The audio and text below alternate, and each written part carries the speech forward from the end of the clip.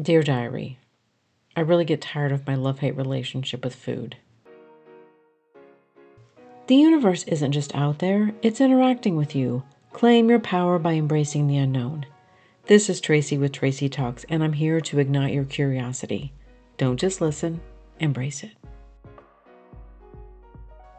I really do get tired of the love-hate relationship I have with food.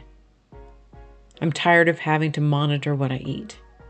I'm just at that age where I have to monitor. I mean, sure, I can eat what I want. I can say screw it. I can eat whatever I want whenever I want. But then I would have to buy new clothes. I would have to explain to my doctor why my levels have shot up. When I decided to move, I did not consider what impact my moving was going to have on my waist. But here I am, trying to manage my food more than I want to. I don't want to have to manage this. I don't want to have to manage how much I eat and when I eat. I want to be able to eat whatever I want without considering how it's going to impact everything. When I look at my life, there are days when most of my daily pleasure comes from the food that I eat. There is such a natural relationship with my joy and the quality of food, and it brings me so much peace and happiness to my day. And as a woman, I get tired of fighting to stay at a weight that is considered acceptable. I get tired of that. I get tired of the mental hoops I have to jump through to justify what I eat and what I decide not to eat. And honestly, I know this is entirely a first world problem. I get that. I struggle with how many choices I have to make. I make decisions based on, I don't want this to spoil and I don't want this to go to waste.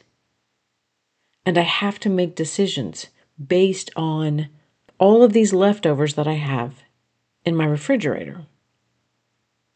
And this struggle is real for me. The decisions and why I have to make the decisions I do, it feels annoying.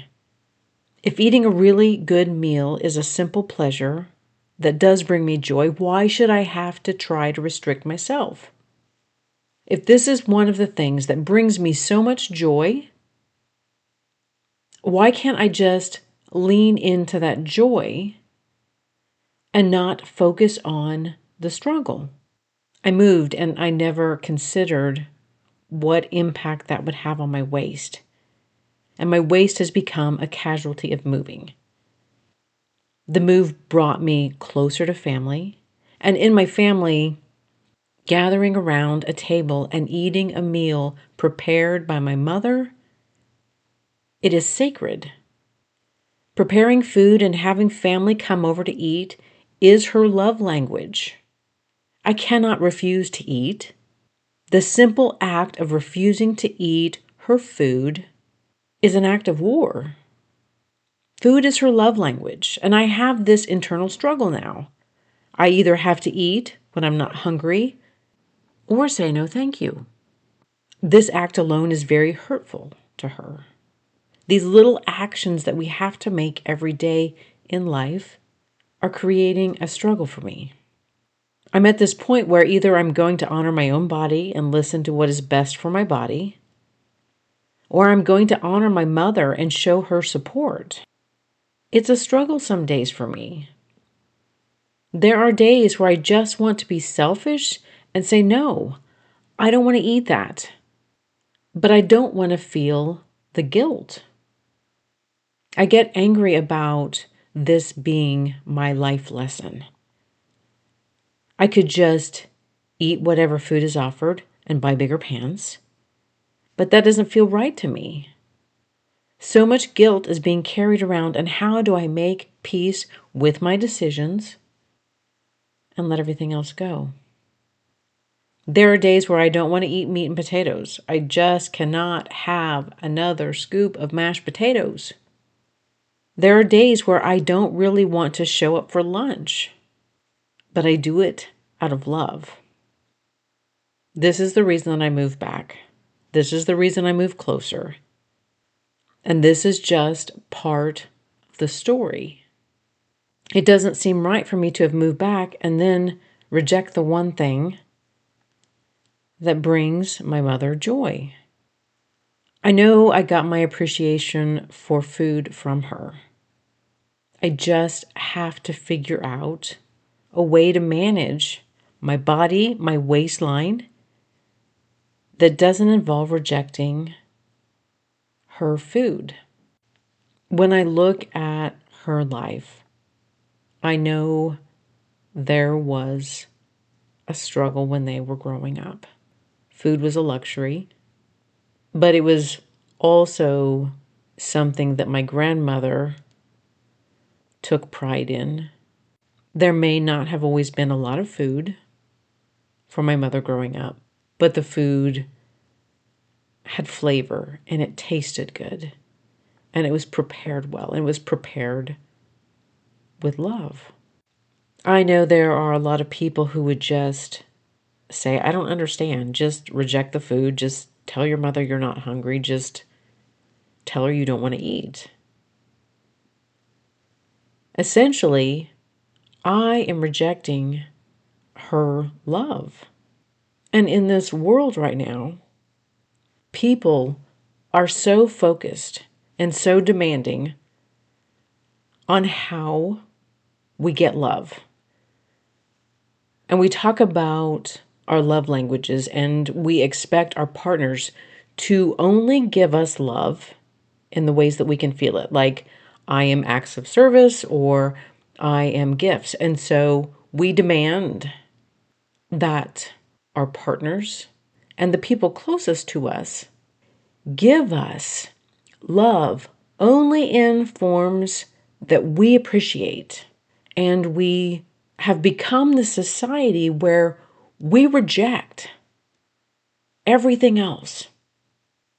This is an act that I can just accept and not try to change and not try to turn it into something else.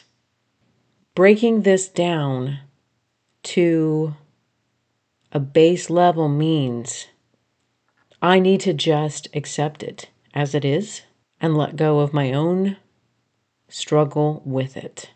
And maybe that's my lesson here. Maybe my lesson is I cannot expect people to only give me love in ways that I appreciate it and I need it. And maybe that's the message here for me. This is the easiest way for my mother to express her love. I just simply need to see it as that and accept it as that. And I feel like I do extend that to her. And I do accept it as she can give it.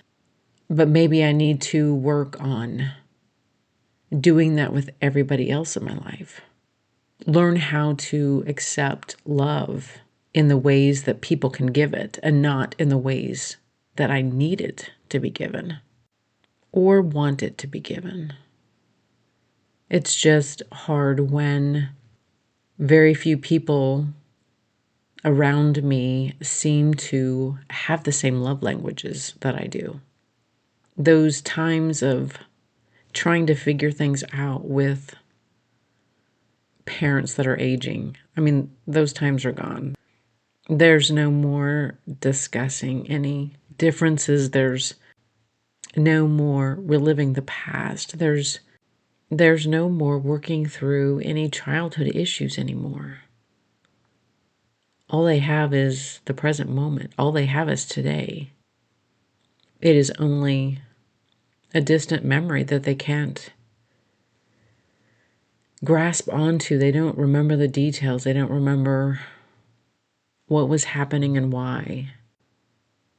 Maybe this isn't about food at all. Maybe this is just about how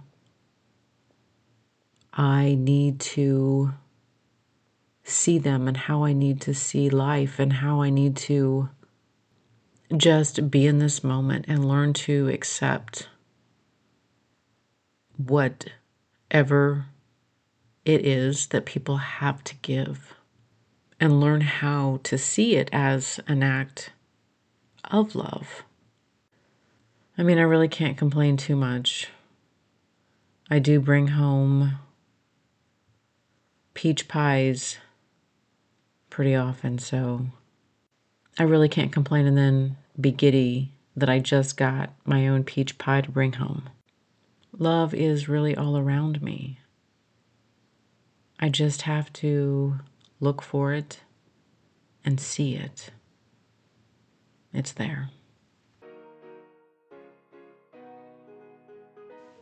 Thank you for listening to this episode of Tracy Talks. Remember to rate, review, and subscribe, and share with others who would enjoy listening to this podcast.